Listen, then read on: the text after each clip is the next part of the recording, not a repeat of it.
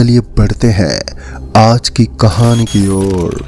दोस्तों, सन 1998 ये वो दौर था जब लोगों की बातें दूर दूर होने की वजह से फोन से नहीं बल्कि चिट्ठियों से होती थी। मैं एक ड्राइवर था और इस काम का काफी अनुभव भी था, लेकिन वो कहते हैं ना, हर किसी चीज का एक ना एक दिन तो अंतिम दिन होता ही है। मेरे काम का भी वो आखिरी दिन मैं आज तक नहीं भूल सका। हुआ कुछ ऐसा था कि जिसे सोच सोच कर आज भी मेरा दिमाग खराब हो जाता है। तो आइए जानते आखिर मेरे साथ ऐसा क्या हुआ था जिसके बाद मैंने अपने सालों से बने हुए काम के रूटीन को हमेशा हमेशा के लिए छोड़ दिया। पूर्णिमा की उस रात चांद आसमान में पूरी तरह से छाया हुआ था। चांद की रोशनी का उजाला शहर के हर कोने में था। गुजरात से मध्य प्रदेश के सफर के लिए अचानक ही प्लान बन गया। हम जिस दुकानदार के लिए काम करते थे, अचानक ही उसने बताया कि प्याज से भरे हुए ट्रक को हमें किसी भी तरह मध्य प्रदेश तक पहुंचाना होगा, जो यहाँ से बहुत दूर था। और इसमें एक चीज और भी थी जो मुझे काफी परेशानी दे सकती थी, और वो थी वहां का रास्ता, क्योंकि उस रास्ते को मैं काफी अच्छे से जानता नहीं था। इससे पहले मैं सिर्फ एक बार ही मध्य प्रदेश के लिए गया था। खासकर इंदौर शहर में ऐसी काफी चीजें थी जो हमें दिक्कत दे सकती थी या फिर परेशानियों का सबक दे सकती थी। उस समय तो उस दुकानदार या ऐसा कहें कि मालिक की बात मानकर मैं और मेरा साथी खलासी अजय हम दोनों ट्रक लेकर रवाना होने लगे। रात का समय हो गया था और जैसा कि मैं आपको बता चुका हूं कि आज पूर्णिमा की रात थी, तो ऐसे में चारों तरफ रोशनी छाई हुई थी। सड़क के अंदर छोटे छोटे रूप में नजर आने वाले वो गड्ढे अब साफ साफ नजर आ रहे थे, तो ऐसे में ट्रक को आगे बढ़ाना बहुत ही आसान हो रहा था। जैसे तैसे गुजरात के शहर से मैंने अपने ट्रक को निकाला। खासकर आज कुछ ज्यादा ही भीड़ लगी हुई थी और एक के बाद एक गाड़ियां लगातार गुजर रही थी। सफर लंबा होने वाला था, तो खाने पीने का सवाल भी उठता था। अजय का मिजाज भी ऐसा ही था कि ट्रक में बैठते उसे भूख और प्यास लगने लगती। उसकी इस बात पर मुझे काफी गुस्सा आता था। आज भी ऐसा ही हुआ। ट्रक में बैठते ही उसने भिंडी रोना शुरू कर दिया। फिर किसी तरह मैं गुजरात के उस व्यस्त सड़क से अपने ट्रक को बाहर निकाला और किसी तरह नेशनल हाईवे 47 पर पहुंचा। तभी अजय ने कहा, अरे उस्ताद जी, इधर देख लो, कहीं पानी की बोतल मिलती है, बहुत जोर की प्यास लगी है। अजय का गिड़गिड़ाना बना रहता था, तो मैंने ज्यादा ध्यान नहीं दिया। फिर कुछ और दूर आगे जाने के बाद एक बार फिर अजय ने कहा, अरे उस्ताद जी, मैंने आपको बोला था ना, पानी की बोतल ले लीजिए, आगे का रास्ता थोड़ा सुनसान ही होगा। फिर मुझे सड़क के किनारे एक दुकान नजर आई और उस दुकान को देखते ही मैंने ट्रक रोक दी और अजय को नीचे उतारकर पानी की बोतल लाने के लिए भेज दिया। तभी मुझे ट्रक के पीछे से एक आदमी आता हुआ नजर आया। मैंने उस आदमी को आवाज देते हुए अपने पास बुलाया और मध्य प्रदेश के निकलने वाले रास्ते के बारे में पूछने लगा। पहले तो उसने मुझे इसी नेशनल हाईवे के बारे में बताया जहां से हम गुजर रहे थे, लेकिन इस नेशनल हाईवे से निकलना मतलब बहुत लंबी दूरी को तय करने जैसा था। इसलिए मैंने उस आदमी से कहा, भाई साहब, आप कोई शॉर्टकट रास्ता नहीं जानते हो क्या, जैसे कोई गांव से निकलता हो जहां से हम जल्दी पहुंच जाए। फिर उस आदमी ने बताया कि हमें वैसे तो कुछ दूर इसी नेशनल हाईवे से जाना होगा, लेकिन आगे जाकर हमें श्यामपुर गांव का रास्ता दिख जाएगा। हमें उसी से आगे जाना है। बीच में कहीं किसी आदमी से पूछ लेना है कि हमें मध्य प्रदेश के किस बाजार में डिलीवरी करनी है। फिर मैंने ऐसा ही किया। अजय के आते उस आदमी के बताए अनुसार अपने ट्रक को नेशनल हाईवे 47 पर चलाना मैंने शुरू कर दिया। फिर थोड़ी दूर का सफर करने के बाद मेरे पेट में भी चूहे कूदने लगे और ऐसे में कहीं किसी ढाबे या होटल का इंतजाम हो जाए तो मजा ही आ जाए। यही सोचकर मैं सड़क के आसपास देखने लगा, लेकिन उस सड़क पर होटल तो दूर, मुझे तो काफी दूरी पर कोई दुकान तक नजर नहीं आ रही थी जिससे मैं तंबाकू खरीद सकूं। ऊपर से अब हम दोनों को गाड़ी में बैठे बैठे थकावट भी होने लगी। फिर मैंने अजय से कहा, यार कोई आसपास ढाबा देख ले, कोई होगा तो आराम से खाना करके चलेंगे।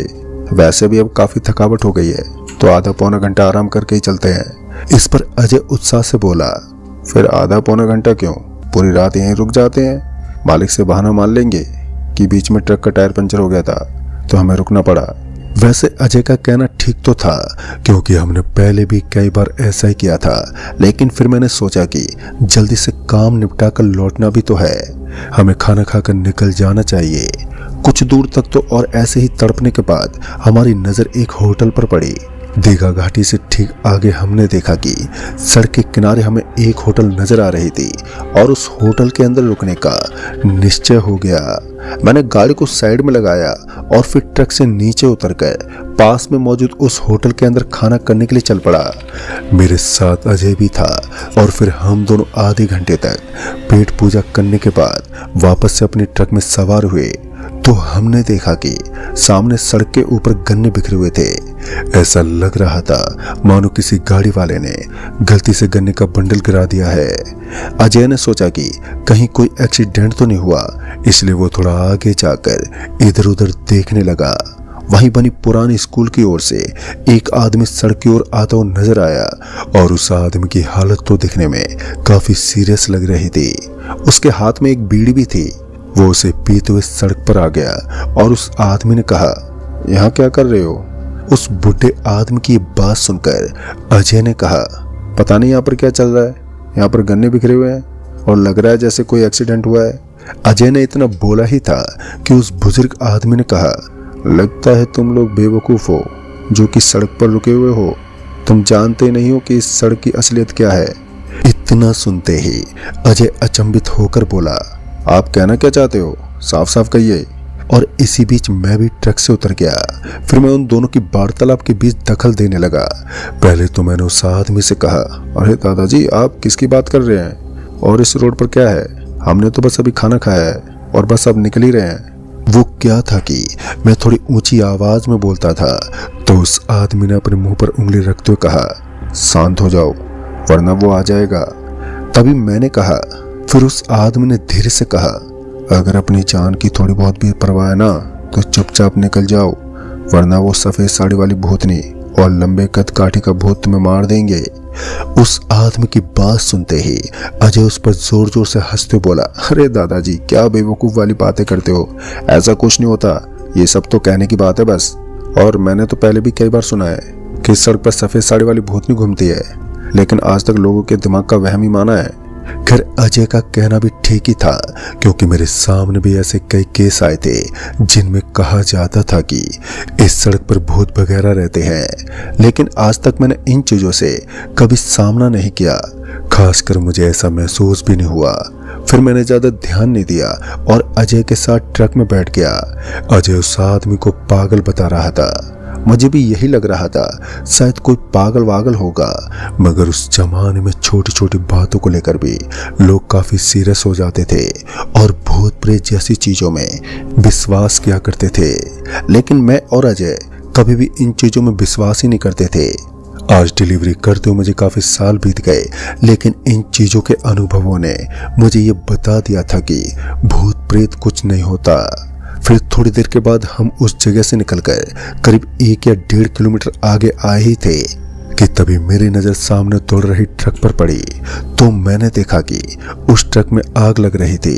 फिर उसके बाद जब मैंने ध्यान से देखा तो मैंने पाया कि ये गन्ने से भरी हुई ट्रक थी, लेकिन गीले गन्ने पर आग लगना तो पॉसिबल ही नहीं है। फिर इस ट्रक में आग भला कैसे लगी? अभी मैं यही सोच रहा था कि तभी सड़क पर भाग रही उस ट्रक का ब्रेक लगने लगा। शायद ड्राइवर को मालूम चल गया था कि पिछले वाले हिस्से में भीषण आग लग गई है। उस ट्रक के थमते ही मैंने भी अपने ट्रक को साइड में लगा दिया और मैं नीचे उतर गया। फिर मैं और अजय ट्रक से उतरकर उस ट्रक के पास पहुंचे जो आग की लपटों से घिरी हुई थी। तो हम दोनों ने देखा कि उस ट्रक के अंदर हमें कोई भी ड्राइवर नजर नहीं आ रहा था। पहले तो हमें लगा कि शायद ट्रक ड्राइवर ट्रक को छोड़कर भाग गया होगा, लेकिन फिर जब हमने दरवाजा खोलने की कोशिश की तो ट्रक का दरवाजा अंदर से लॉक था, यानी कि कोई अभी भी अंदर ही था। इसलिए अजय उसका शीशा तोड़ने लगा। अजय ने जैसे उस गाड़ी के सामने वाले कांच को तोड़ा तो हमने देखा कि उस ट्रक के अंदर एक आदमी गिरा था और उसका शरीर अब लगभग जल ही गया था। हैरत की बात तो ये थी कि गाड़ी के आगे वाले हिस्सों को आग छू तक नहीं पाई थी, फिर यह आदमी कैसे चल गया यही सब हमारी समझ से बाहर था। दिमाग पर काफी जोर डाला लेकिन कुछ भी समझ नहीं आ रहा था। मुझे और अजय को लगा कि कहीं हम दोनों इस केस में ना फंस जाएं, इसलिए हम दोनों को यहाँ से भागना चाहिए। इसलिए हम दोनों ने बिना आगे कोई छिड़खानी किए उस सुनसान पड़ी सड़क से निकलना ही बेहतर समझा और फिर मैं और अजय तुरंत ही वहां से निकल गए। उस आदमी की लाश को देखकर एक अजीब सी घबराहट हो रही थी, मानो हमने कुछ बुरा किया है। एक समय के लिए तो मेरा माथा सनक गया। फिर मैं और अजय चुपचाप अपनी ट्रक में बैठे और वहां से निकलने लगे। तभी अजय ने कहा, अरे उस्ताद जी देखिए वो आदमी खड़ा हो गया है। यह सुनते मैं अजय की ओर देखते बोला, पागल हो क्या, उसकी तो सांस ही नहीं चल रही है, वो तो मर चुका है। मैंने इतना कहा ही था मगर साइड वाली कांच में देखकर मेरे भी रोंगटे खड़े हो गए। दरअसल वो आदमी अब खड़ा हो गया था और अपने कपड़ों को साफ कर रहा था। उस वक्त तो हमें कुछ भी समझ ही नहीं आ रहा था। फिर मैंने ट्रक को स्पीड से चलाया और कुछ देर तक हमारे बीच मौन धारण बनी रही। लेकिन थोड़ी देर के बाद ही अजय ने मुझे हिचकिचाते हुए कहा, अरे उस्ताद जी आपको नहीं लगता हमारे ट्रक के अंदर किसी चीज की बदबू आ रही है? सुगंध तो मुझे भी आ रही थी, इसलिए मैं थोड़ा ध्यान से सूंघने लगा। उसके बाद मुझे एहसास हुआ कि ट्रक के अंदर कोई चीज जल रही है और उसके बाद मेरी नजर साइड के मिरर में पड़ी तो मैंने एक ऐसा नजारा देखा जिस पर विश्वास करना हर किसी के लिए नामुमकिन सा होता है, क्योंकि ट्रक के अंदर रखी हुई प्याज की बोरी एकदम से जलने लगी। फिर कुछ ही देर में ट्रक ने इतनी ज्यादा भीषण आग पकड़ ली कि मुझे ट्रक को साइड में रोकना पड़ा और ये साफ हो गया था कि अब इस आग को बुझा पाना हमारे लिए असंभव है। अब मैं और अजय ट्रक को जलते हुए देख सकते थे। हम दोनों के पास इस आग को बुझाने का कोई रास्ता भी नहीं था। 5 या 6 मिनट के बाद ही ट्रक का सारा सामान राख में बदल गया। तभी एक ट्रक बहुत ही स्पीड से हमारे करीब से गुजर गई। हमने देखा कि गन्ने से भरी उस ट्रक में सामान लदा हुआ था और पीछे का हिस्सा बहुत ही बुरी तरह जल रहा था। ये वही ट्रक थी जिसे कुछ देर पहले हम दोनों ने सड़क पर चलते हुए आग की लपेट में देखा था। एक बात और थी जो हम काफी देर से नोट कर रहे थे कि सड़क पर काफी कम साधन गुजर रहे थे। मैं और अजय बहुत देर तक उस ट्रक को ही देखते रहे। कुछ दूर और आगे जाने के बाद वो ट्रक भी रुक गई। रुकने और चलने का सिलसिला मुझे काफी अजीब लग रहा था। तभी हमें एक हंसने की आवाज आई। इस आवाज को पहले भी मैंने कहीं पर सुना है। तभी एक आदमी जिसने अपने हाथ में जलती बीड़ी ले रखी थी वो सड़क के बीच में खड़ा था। जोर शोर से हंसते हुए उस आदमी ने कहा, मैंने कहा था ना इस रोड पर मत जाओ, अब भुगतो इसका अंजाम। इतना कहते ही हमारी आंख में कुछ गिरा और मैं और अजय अपनी आंख मसलने लगे। मुझे तो मेरी आंख में बहुत तेज जलन महसूस हो रही थी जिस वजह से मैं अपनी आंखों को खोल नहीं पा रहा था। ठीक अजय के साथ भी कुछ ऐसा ही हो रहा था। उसकी आंख में भी बहुत तेज जलन हुई। जब दोबारा हम दोनों ने अपनी आंखें खोली तो सड़क के बीच में खड़ा वो बुढ़ा आदमी वहां से गायब हो गया। लेकिन अब हमारी ट्रक के चारों तरफ गर्दन कटे कुछ शैतान दिखाई दे रहे थे। अब उन सभी ने ट्रक को चारों तरफ से घेर रखा था और ट्रक के अंदर रखे हुए सामान को नोच नोच कर खा रहे थे जैसे सालों से ही वो भूखे पड़े हैं। मैं तो डर के मारे पूरी तरह सहम गया था। अजय भी डर से थरथर कांप रहा था और हम दोनों को अपनी गलती पर अब अफसोस हो रहा था और अब हम दोनों खुद को कोस रहे थे। कर ये समय था खुद को बचाने का तो मैंने अजय का हाथ पकड़ा और बिना भागे चुपचाप उस सड़क पर किसी अनजान शख्स की तरह चलने लगे, क्योंकि हमें मालूम था कि अगर इन शैतानों को हमारे बारे में थोड़ी बहुत भी पता चला तो फिर ये हमें जिंदा काट कर खा जाएंगे और इनकी भूख तो वैसे भी आसमान छू रही है, तो हमें इनके सामने क्या चीज है। पता नहीं इस सड़क का अंतिम छोर कहाँ था जहां से हम टर्न ले सके। मैं और अजय बस चुपचाप आगे बढ़ते रहे। फिर कुछ कदम और चलने के बाद हमें ऐसा लगा कि हमारे पीछे कोई आ रहा है। अजय ने बहुत ही हल्के से स्वर में कहा, उस्ताद जी लगता है कोई आ रहा है, हमें झाड़ियों में छिप जाना चाहिए। उस सड़क के बगल में एक खेत था जो ऐसे ही सुनसान पड़ा था। और उस खेत की बाड़ पर बहुत सारे काकड़ बने हुए थे जिनके लंबे लंबे कांटे थे और उनके अंदर छुप जाने से हम किसी भी इंसान या जानवर को दिखाई नहीं देते।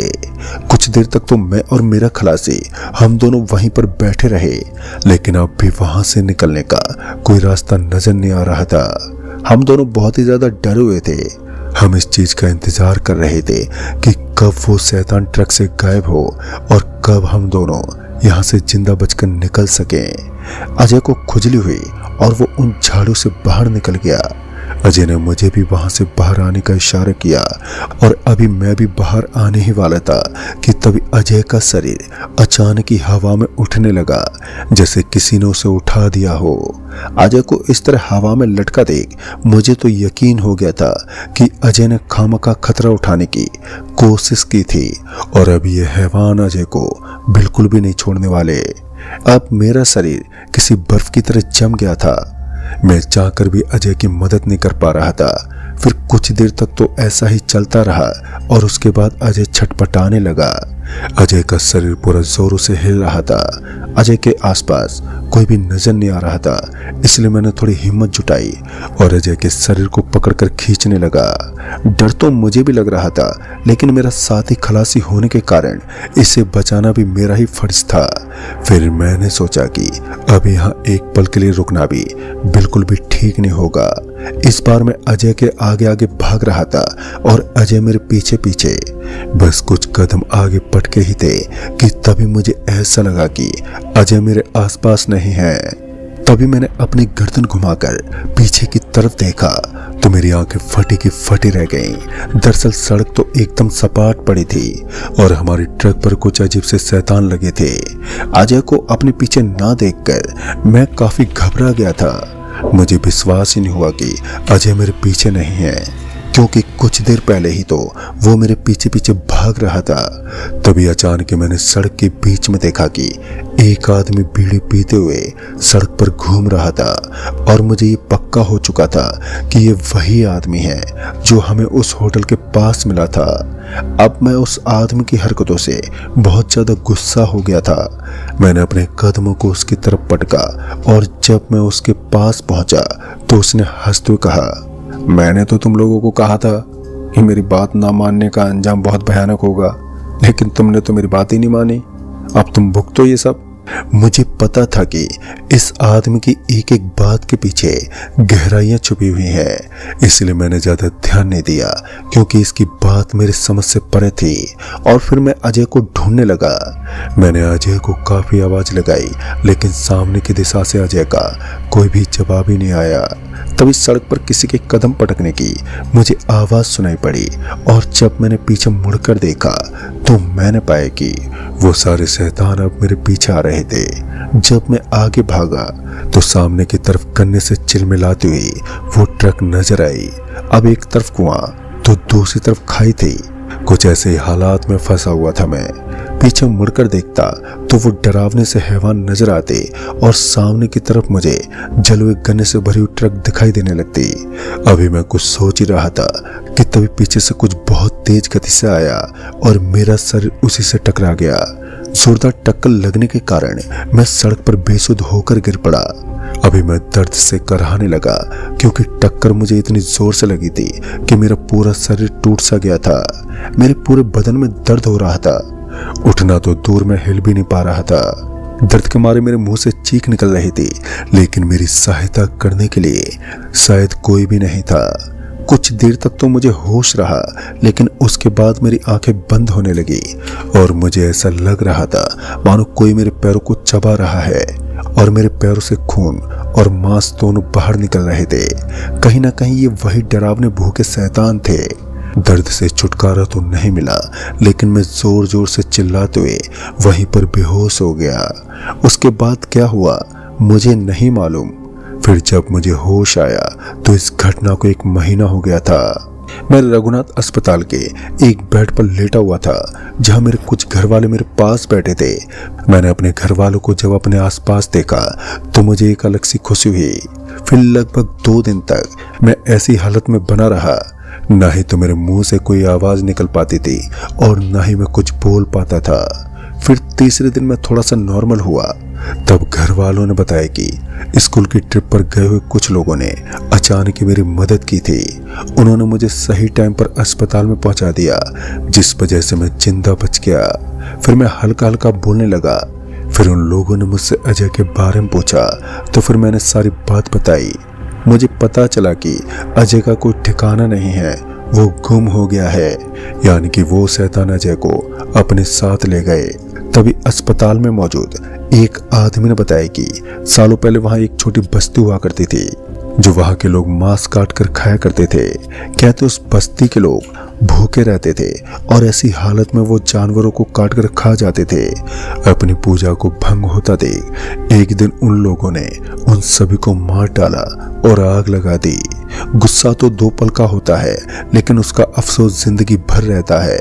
उस दिन जैसे उन लोगों ने उस बस्ती को जलाया, तो उसके बाद वहां पर एक कयामत आ गई और धीरे धीरे वहां की पूरी जमीन शमशान में तब्दील हो गई। कहते अब वहां कोई नहीं जाता। जो लोग रहते थे उन्होंने उस कस्बे को छोड़ दिया और अब भूख के मारे आज भी उन लोगों की आत्मा भटकती है।